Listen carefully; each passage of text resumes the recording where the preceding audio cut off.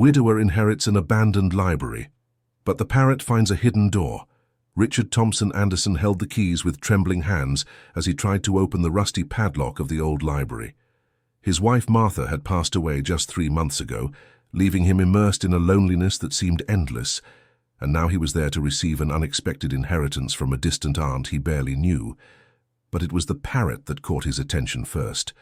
The colorful bird, with red, green and blue feathers, was perched on a dusty shelf and began screaming desperately as soon as it saw him enter.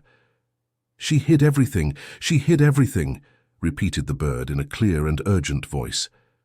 Richard felt a shiver run down his spine. Who was she? And what had been hidden in that place that smelled of old books and abandonment? The library seemed frozen in time. Dark wooden shelves rose to the ceiling, filled with volumes that appeared untouched for decades. Spiderwebs decorated the corners, and dust danced in the sunbeams streaming through the dirty windows. The silence was broken only by the parrot's insistent cries. "Calm down, little one," murmured Richard, approaching the bird carefully. "Who are you? How did you get here?" The parrot tilted its head, watching him with curious and intelligent eyes. "Aunt Eleanor left me here," said the bird, surprising Richard with a complete and clear sentence. "She said you would come, that you would find it." The widower's heart raced. Eleanor was the name of the aunt who had passed away and left him the library. But how could a parrot know his name? And more importantly, what was he supposed to find? Richard walked slowly between the shelves, observing the book titles. There were classic works of American literature, old novels, poetry books, and some volumes about the local history of Charlottesville, the mountain town where he was born and had spent his entire life. Aunt Eleanor had always been a mysterious woman, appearing at family gatherings only on important dates and speaking little about her personal life. "Behind the books! Behind the books!" the parrot shouted again, flying toward a specific shelf at the back of the library. Intrigued, Richard followed the bird. It landed on a shelf at eye level and began pecking at some volumes, knocking them to the floor. For a moment, he thought of scolding the animal, but something in the wood behind the books caught his attention. It seemed different, newer than the rest of the shelf. Removing more volumes, Richard discovered that there was a small door disguised in the wall. His heart raced when he managed to open it and found a secret room, small but cozy, with a table, a chair, and shelves filled with yellowed envelopes. "The secret is here," whispered the parrot, landing on his shoulder.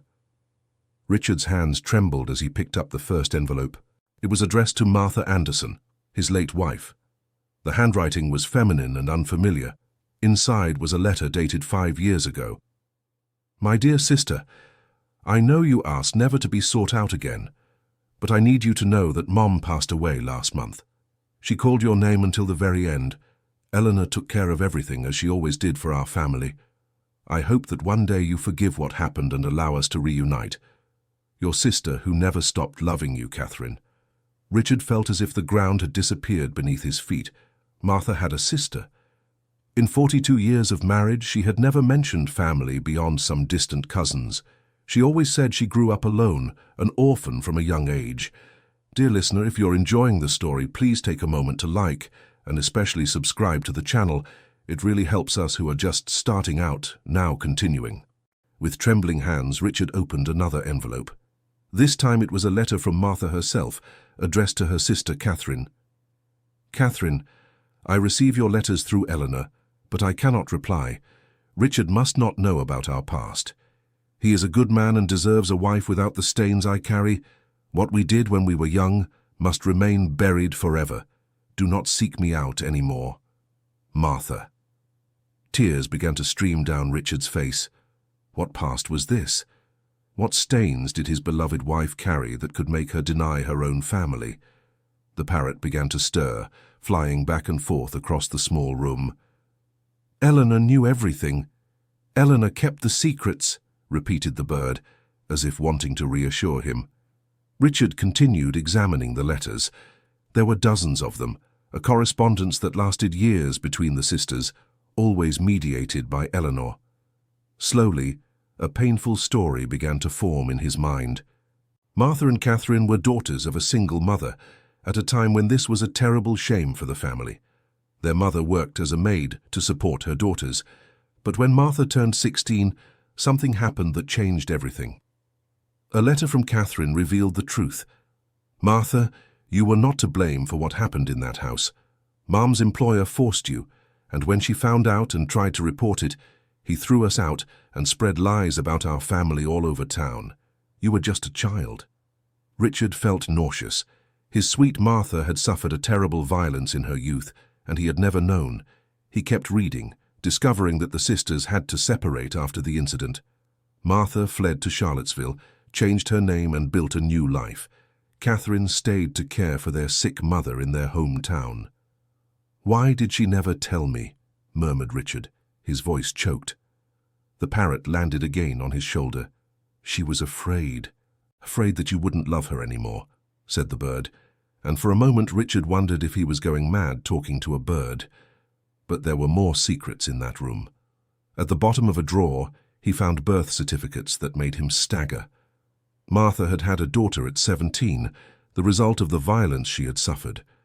The child had been given up for adoption, and the document showed that Eleanor had been the legal guardian of the process. Richard had to sit down. All these years Martha had carried alone the burden of having a daughter in the world, a daughter he never knew existed.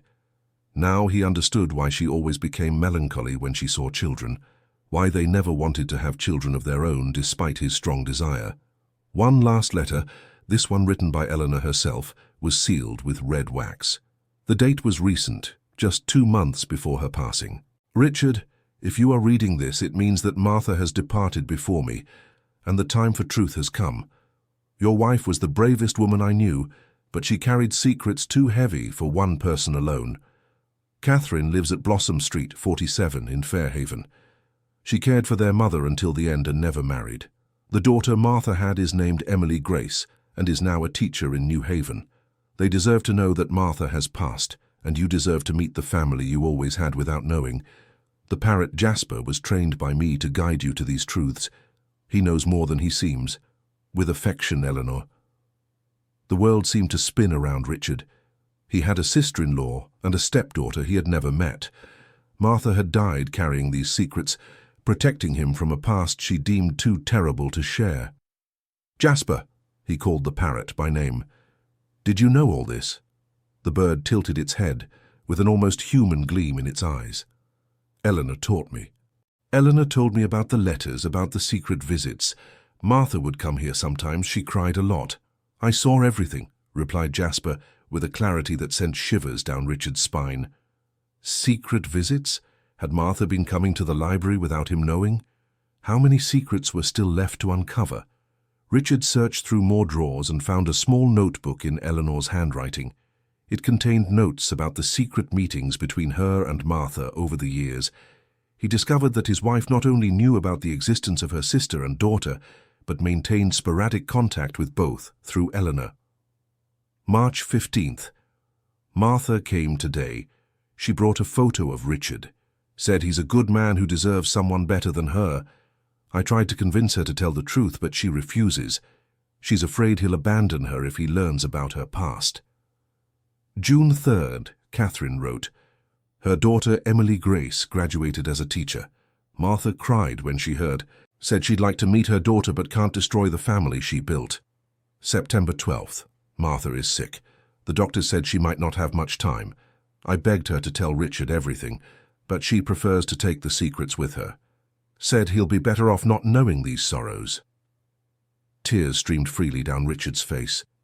His beloved wife had suffered alone, protecting him from truths she considered too painful. But was she right? Would he have loved her less, knowing about her past? The answer came immediately. No. He would have loved her even more, if that were possible. Martha had been the victim of terrible violence, but that didn't diminish his love for her in any way. On the contrary, it increased his admiration for her strength and courage. Jasper flew to the window of the secret room and began pecking at the glass. They're waiting. They need to know, said the parrot.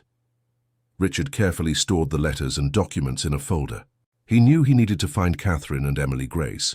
They had the right to know that Martha had passed, and he needed to meet the family he'd always had without knowing. But first, he needed to process everything. He sat in the armchair of the secret room, observing the shelves filled with letters documenting years of love, pain, and family secrets. "Eleanor was a wise woman," he murmured to Jasper. "She knew I'd need time to understand everything." The parrot landed on his leg. "Eleanor told me to look after you, to help you find your family.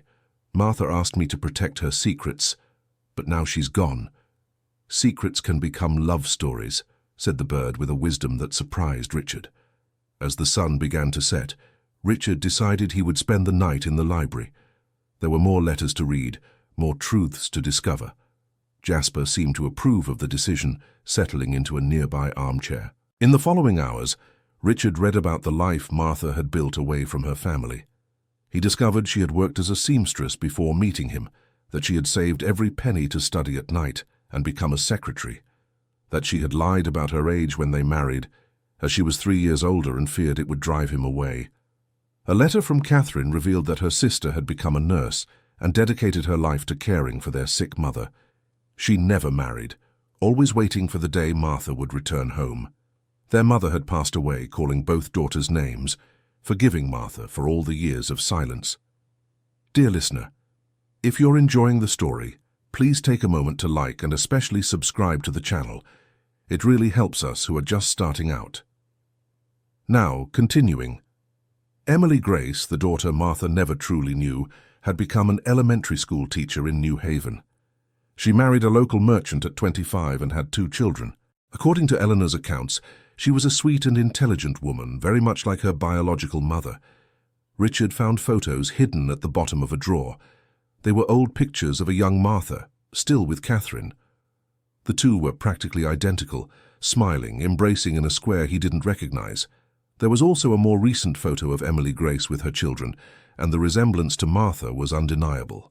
"She loved them," murmured Richard, looking at the photos. "She loved them all, even from afar." Jasper flew to him and landed again on his shoulder. "Martha said you were the family she chose, but now you can have the whole family," said the parrot. During the night, Richard found more recent letters written during Martha's illness. Eleanor had tried to convince her to reveal everything, but Martha remained firm in her silence until the end. "Dear Eleanor, thank you for keeping my secrets all these years. I know Richard will be fine, he is strong. As for Catherine and Emily Grace, tell them I loved them in silence, but now they can be free to forget I ever existed. I don't want them to carry the weight of my absence." But there was one last surprise waiting for Richard. At the back of the secret room, behind a pile of books, he found a second, smaller door that led to a small storage area. Inside were personal items of Martha's that he had never seen. A simple wedding dress, baby shoes yellowed with age, and a wooden box full of love letters. The letters were his own, written during their courtship. Martha had kept everyone, along with movie tickets, dried flowers, and small gifts he had given her over the years. There was also a diary where she recorded the happy moments of their marriage. "Today Richard brought me flowers from the garden. He doesn't know they are the same flowers that used to grow in the backyard of the house where I was born. Sometimes I feel God gave me a second chance to be happy, far from all the sorrows of the past." Richard asked again about children today. "My heart broke to say I couldn't, not because I can't physically, but because I'm afraid the past will come back to haunt us. He deserves a wife who is clean, without blemishes. It's been 20 years since we got married. Richard still looks at me as if I were the most beautiful woman in the world. If he knew the truth, would he still look at me that way? I'd rather never find out." Richard cried as he hadn't since Martha's funeral. She had sacrificed herself for love, depriving herself of family and carrying secrets too heavy to protect him from truths she deemed painful. At dawn he made a decision. He would look for Catherine and Emily Grace, not to blame them or seek explanations, but to honor Martha's memory and perhaps find some comfort in the family she left behind. Jasper approved the decision with a little melodious song. "Eleanor said you would be brave," commented the parrot. "Now the family can be reunited." Before leaving for Fairhaven, Richard carefully organized all the documents and letters. He wanted to present the full story to Catherine, so she would understand that Martha had never forgotten her, only tried to protect everyone with her silence. The trip to Fairhaven was long and full of anxiety. Richard took Jasper in a travel cage as the parrot insisted on coming along. During the journey, he mentally rehearsed what he would say to Catherine, how to explain 42 years of silence, how to justify the fact that he didn't even know of her existence. Blossom Street was a quiet street in the historic centre of Fairhaven. The house at number 47 was simple, painted light blue, with a small flowered porch. Richard took a deep breath before knocking on the door. A woman of about 60 answered. It was striking how much she looked like Martha, just a little shorter and with greying hair. Her eyes widened when she saw him. You're Richard?" asked Catherine, her voice choked. "I am, and you must be Catherine, Martha's sister," he replied, feeling his legs tremble. Catherine brought her hands to her face and began to cry. "She's gone, isn't she?" "I felt it. Eleanor hasn't written to me in 2 months, and I felt in my heart that something had happened." Richard nodded, unable to speak. Catherine invited him inside, and he noticed the house was a kind of sanctuary dedicated to family. There were old photos of their mother on the wall, and in a special corner, several pictures of Martha that Richard had never seen. "Eleanor would send me photos sometimes," Catherine explained, following his gaze. "I followed Martha's life from a distance all these years. I knew about your marriage, knew you were happy. That comforted me, even though I missed her so much." They talked for hours. Catherine told him about their childhood, about their mother who worked hard to support her daughters, about the trauma that led Martha to run away and start over. There was no bitterness in her voice, only a deep sadness and much love for the sister she had lost. "She was always afraid that you would find out and stop loving her," said Catherine.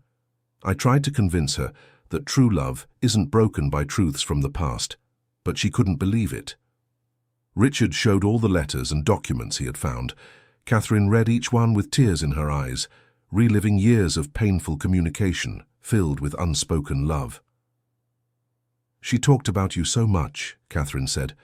"In the letters, you were the perfect man, the one who had saved her from all the sadness.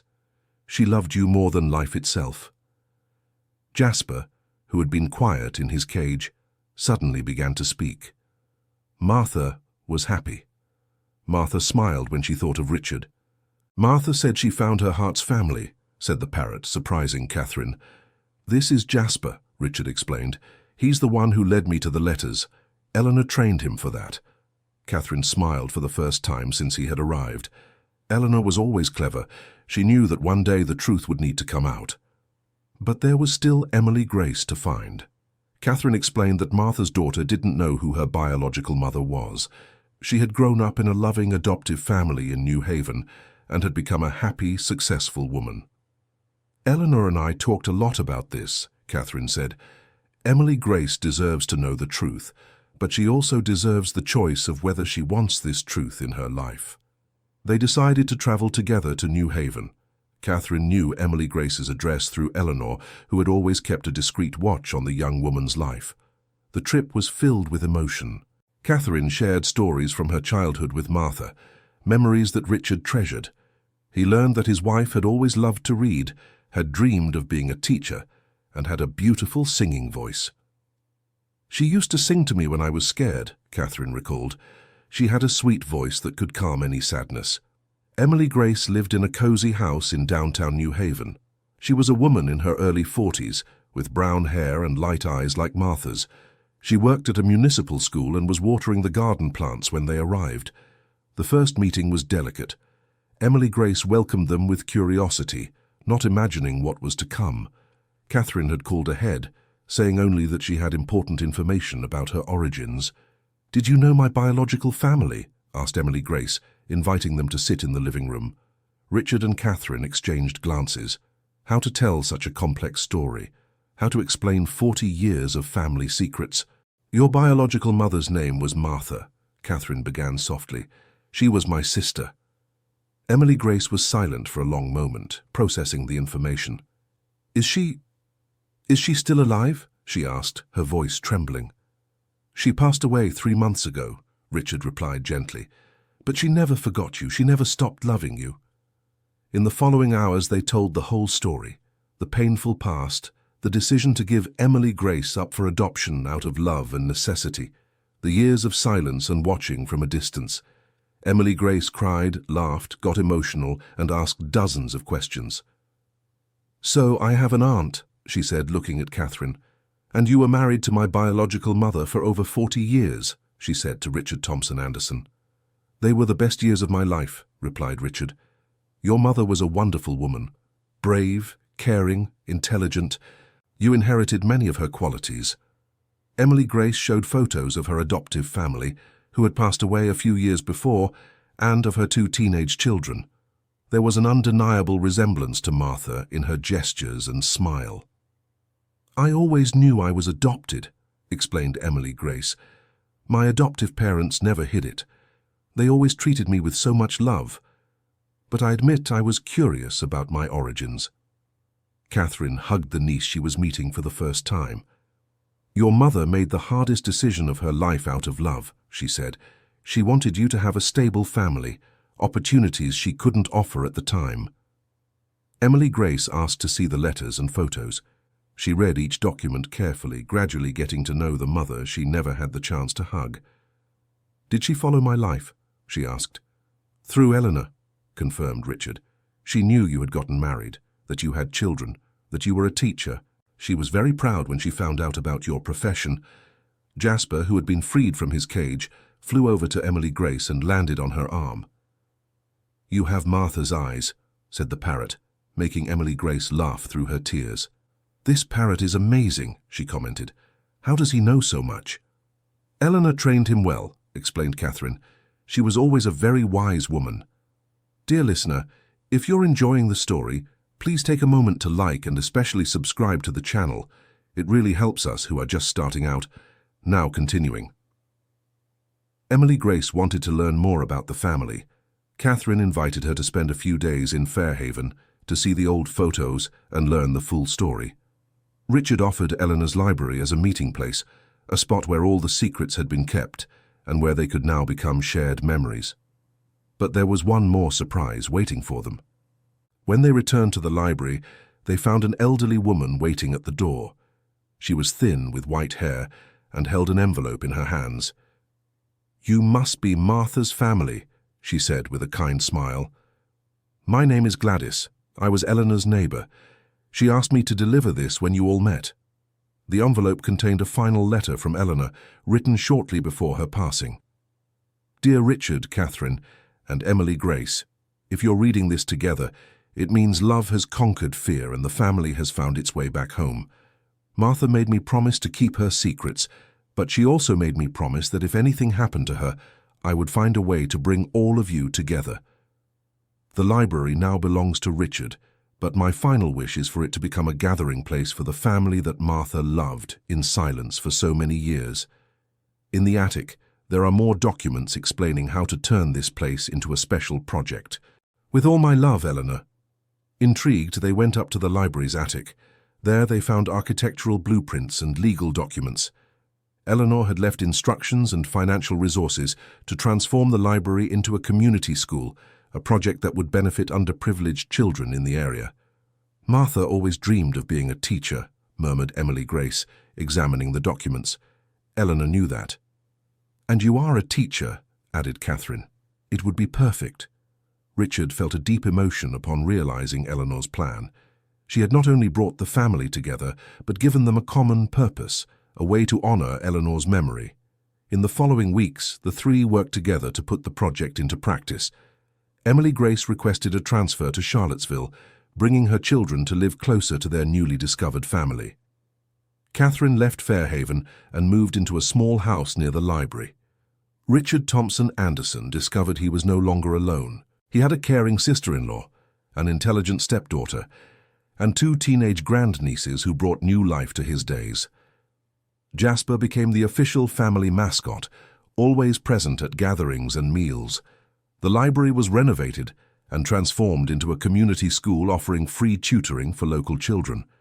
Emily Grace took over the educational coordination, Catherine handled the administrative part, and Richard Thompson Anderson was responsible for maintenance and organization. On Inauguration Day, they placed a plaque at the entrance, "Martha Anderson Community Library, where love conquers fear and family always finds its way back home. But the biggest surprise was yet to come. While organizing the old books, Emily Grace found an envelope addressed to her, hidden between the pages of a poetry book. It was a letter from Martha, written just a few days before her passing. "My dear daughter Emily Grace, if you're reading this, it means you found your family and love was stronger than all the fears I carried. I want you to know there wasn't a single day when I didn't think of you. Every birthday, every Christmas, every achievement of yours that Eleanor told me about, I celebrated in silence. You've become a wonderful woman, a dedicated mother, a competent professional. I'm immensely proud of the woman you've become. Richard Thompson Anderson is a good man and will be a father at heart to you. Catherine is the most loving aunt anyone could have. Now you are a real family, united not just by blood, but by love. Live happily, my daughter. You always were and always will be the purest joy that ever existed in my life. With all my eternal love, Martha." Emily Grace wept copiously while reading the letter, but they were tears of relief and gratitude. She had finally received the mother's embrace she had always wished for, even if through words. The community school flourished quickly. Local children began attending the tutoring classes, and soon Richard Thompson Anderson, Catherine, and Emily Grace realized they were making a difference in many families' lives. Jasper became a special attraction for the children. The parrot had learned to recite poetry and tell stories, always drawing laughter from the young students. It was as if he understood his role in the mission of spreading knowledge and love. 1 year after the secrets were uncovered, the family organized a special ceremony at the cemetery where Martha was buried. Catherine brought flowers from the garden of the house where they were born. Emily Grace brought drawings made by her students, and Richard Thompson Anderson carried a letter he had written to his wife. "Martha, my love," read Richard Thompson Anderson before the grave, "I discovered our family was much larger than we imagined. I met your sister Catherine, who has your generous heart and sweet smile. I met Emily Grace, who inherited your intelligence and passion for teaching. I met our grandnieces, who brought new joy to my life. You no longer need to be afraid. I love you even more knowing everything you lived through and overcame. Your library became a school, your secrets became a love story, and your family is finally reunited." Jasper landed on the headstone and said softly, "Martha is happy. Martha is at peace." Catherine approached her sister's grave. "Martha, forgive me for not insisting more that you come back home. Forgive me for accepting your silence all these years. Now I'll take care of your family as you would have taken care of ours." Emily Grace was the last to speak. "Mom, thank you for giving me life. Thank you for making the hardest choice out of love. Thank you for leaving a path so I could find my family. I'll teach my children about you, about your courage, about your quiet but everlasting love." That afternoon, as they returned from visiting the cemetery, Richard realized his life had gained a new purpose. He was no longer just a lonely widower. He was part of a large, loving family, united by a story of overcoming and forgiveness. The library kept growing. Soon came the idea to create a traveling library too, bringing books to rural communities in the area. Catherine organized reading groups for seniors. Emily Grace developed special programs for children with learning difficulties, and Richard set up woodworking workshops, where residents themselves could build shelves and furniture for the school. 2 years after the secrets were uncovered, Emily Grace announced she was pregnant again. It would be a girl, and she wanted to name her Martha, after her biological mother. "It will be like she's coming home," said Emily Grace, stroking her belly. Richard felt a deep emotion, knowing he would be the grandfather of a girl named after his beloved wife. It was as if life was giving them all a second chance. During Emily Grace's pregnancy, Catherine proved to be an extremely dedicated aunt. She knitted baby clothes, prepared special meals for her niece, and told stories about Martha as a child to the other grandnephews and nieces. "Your biological mother loved dolls when she was little," Catherine would tell. "She made clothes for them, with scraps our mother brought from work. She had a magical touch for sewing." Richard discovered talents he didn't know he had. He started carving wooden toys for the school children and for the grandchildren who were on the way. His hands, once used only to hard construction work, now created delicate objects full of affection. Jasper continued to be the family guardian. The parrot had developed the habit of telling the library's story to visitors, always starting with the words, "Once upon a time, there was a woman named Martha who kept secrets out of love." The arrival of little Martha brought immense joy to the whole family. The baby was born healthy, with light eyes like her grandmother and a vigorous cry that made Jasper comment, "This one's going to be a handful, just like the original Martha." On the day of the baptism, Richard carried his granddaughter to his wife's grave. "Martha, I want you to meet your granddaughter. She'll grow up knowing who you were, knowing she had a brave grandmother who made hard choices out of love. I'll tell her all the stories Catherine told me about you as a child. She'll know she inherited a name full of love and courage." Little Martha grew up in an environment rich with stories and affection. Catherine moved to a house even closer, practically next door to Emily Grace's family, to help care for the child. Richard visited every day, always bringing some new toy he had carved. The library continued expanding its projects. Soon it became a regional reference as a community education center. Education students started internships there, volunteer doctors offered free consultations, and the local community adopted the space as its own. One day, 5 years after the secrets were discovered, a middle-aged woman arrived at the library looking for information about adoption. She explained she had been adopted decades ago and was trying to find her biological family. Emily Grace welcomed the visitor with special care, understanding her search perfectly. "I was adopted too," Emily Grace shared. "I found my biological family a few years ago after my mother passed away. It was a life-changing experience." The woman was named Clarice and had been adopted in 1965, around the same time as Emily Grace. During their conversation, they discovered that both had gone through the same adoption process, facilitated by the same person, Eleanor. Intrigued, Richard and Emily Grace searched through the documents left by Eleanor once more. At the bottom of a folder they hadn't fully explored, they found records of other adoptions she had facilitated over the years. Eleanor wasn't just the keeper of Martha's secrets. She had dedicated a large part of her life to helping single mothers in difficult situations, facilitating adoptions and keeping detailed records for potential future reunions. "Eleanor was an angel," murmured Catherine upon discovering the extent of her old friend's work.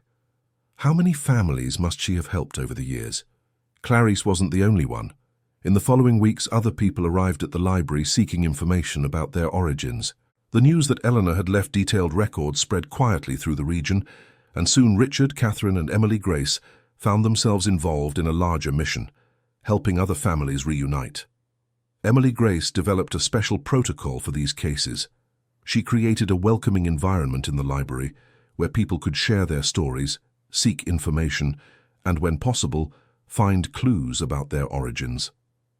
"It's as if Martha and Eleanor are guiding us to continue their work," said Emily Grace, "bringing families together, healing old wounds, turning secrets into love stories."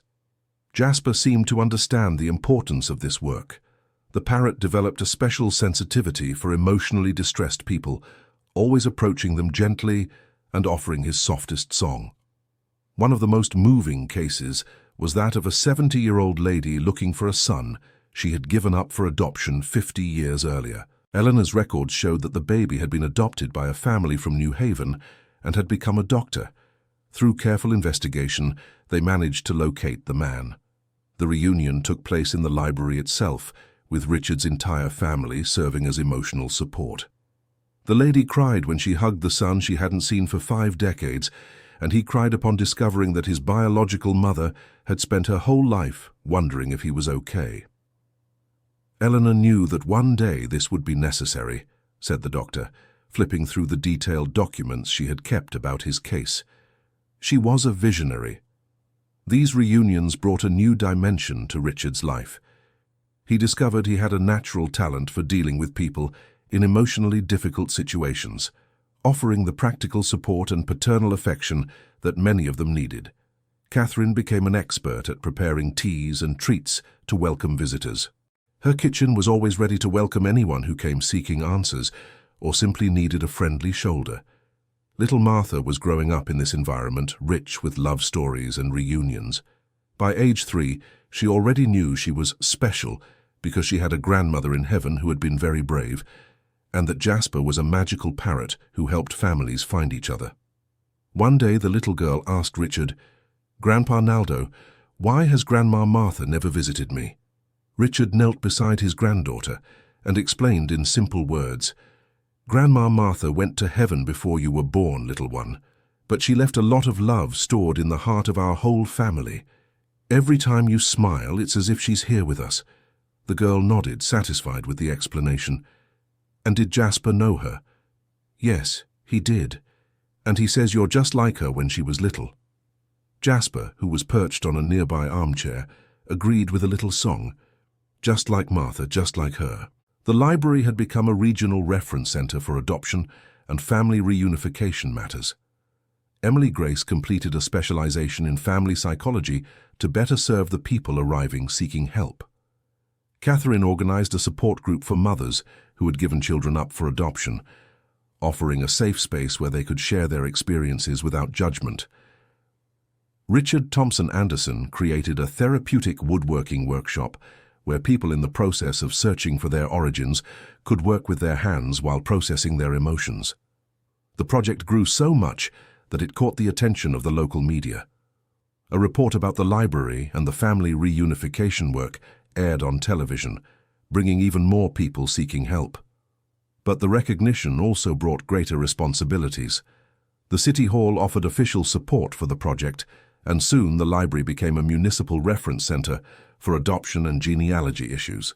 Emily Grace was invited to give lectures in other cities about the work they were developing. She always began her presentations by telling the story of Martha and how a family had reunited through the love that conquered fear.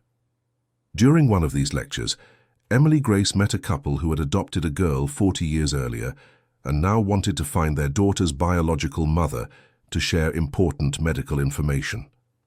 The girl had become a successful woman, but needed genetic data for medical treatment.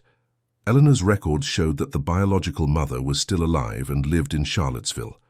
The reunion was especially emotional because the biological mother had become a nurse and had worked her whole life waiting for the day she could reunite with her daughter. When she learned that the girl she had given up for adoption had become a successful professional and had built a happy family, she cried with relief and pride. "I spent 40 years wondering if I had made the right choice," said the nurse. "Now I know I did. My daughter had the life I wanted to give her, but couldn't at the time." These cases reinforced in Richard, Catherine, and Emily Grace the certainty that they were fulfilling an important mission. They not only honored the memory of Martha and Eleanor, but also helped other families find healing for old wounds. Little Martha turned 5 in a festive environment. The party was at the library, and not only the family attended, but also several people who had been helped by the project over the years. During the party, an elderly man approached Richard. "Mr. Anderson, my name is Robert. I found my father through your work last year. I wanted to thank you and make a proposal." Robert explained that he was a retired businessman and wanted to create a foundation to expand the library's work to other regions. He offered financial and logistical resources so the project could help even more families. "You changed my life," said Robert. "I found my father at 65 and was able to spend the last 2 years of his life by his side. That is priceless." The proposal was tempting, but Richard, Catherine, and Emily Grace asked for time to think. They wanted to maintain the welcoming and family-like essence of the project without losing the quality of service. After several family meetings, they decided to accept the partnership, but with clear conditions. The growth would be gradual, always maintaining the human quality of service, and each new unit would have to have the same philosophy of love and welcome. Catherine insisted on one special condition. Each new library would have to have a trained parrot as a mascot to offer emotional comfort to people. It was a tribute to Jasper and his fundamental role in the family's history. "Without Jasper, we would never have found the letters," Catherine recalled. "He was our first family therapist. Jasper embraced the idea with enthusiasm, immediately starting to train other parrots for the project. It was remarkable how he managed to teach words of comfort and welcoming phrases to the other birds. The Hearts Library project began its expansion 2 years later.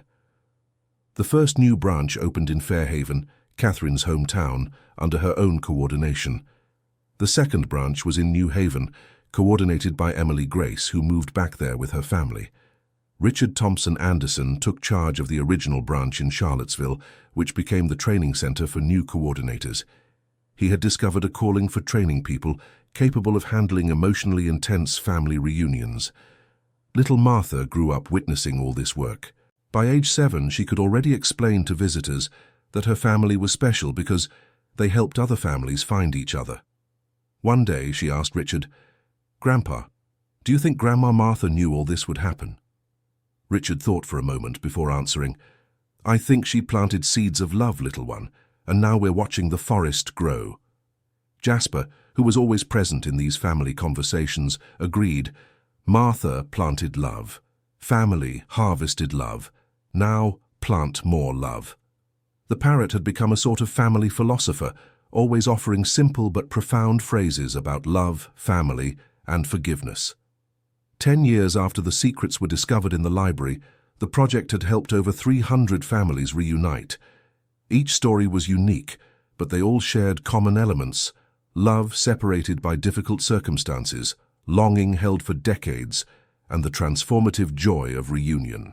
Emily Grace had become a nationally recognized expert in post-adoption family reunification. She wrote a book telling Martha's story and the lessons learned through the library work. Catherine organized a historical archive of families in the region, preserving stories and documents for future generations. Her work became a reference for genealogy researchers. Richard had found a new reason to live. At 75, he woke up every day, eager to get to the library and discover what new stories of love and reunion awaited him. Little Martha, now 10 years old, announced that when she grew up she wanted to be a family connector, like her grandfather, great-aunt and mother. She already helped with library activities, always accompanied by Jasper, who had become her best friend. A special day arrived when Emily Grace announced she was pregnant again. It would be a boy, and she wanted to name him Richard, in honor of the man who had become the father she never had. "It will be a way for the family to keep growing," said Emily Grace. "Martha planted love, Eleanor nurtured the seeds, and now we're seeing the tree bear fruit." Little Richard was born on a sunny spring morning. When Richard held his namesake grandson, he felt an emotion he couldn't describe in words. "Martha, my lover," he whispered, looking at the sky, "our family has grown even larger. This boy will grow up knowing our whole story, knowing that love always conquers fear." Jasper perched on the arm of the chair where Richard was holding the baby. "Family complete, circle closed, love won," said the parrot, summarizing decades of history in one simple but profound phrase. End of story. Tell us what you thought of this moving story. Do you believe Martha made the right decision by keeping the secrets? Leave your opinion in the comments and don't forget to subscribe to the channel for more touching stories.